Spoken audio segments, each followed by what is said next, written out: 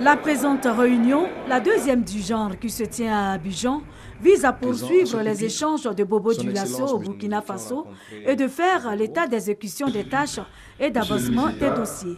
La première réunion de Bobo Dioulasso avait permis de dresser l'état de la coopération et de déterminer les diligences à exécuter. Et cela pour parfaire l'ensemble des dossiers techniques à soumettre au chef d'État lors de la troisième conférence du sommet de traité d'amitié et de coopération prévue du 28 au 29 juillet à Yamoussoukro.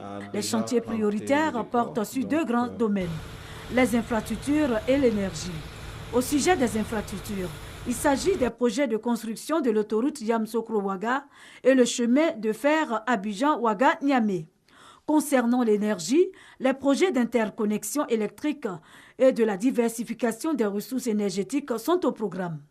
Au total, une dizaine de projets qui devraient être harmonisés et finalisés en vue de leur signature au cours du troisième sommet. Quel est l'impact de ces rencontres sur les populations ?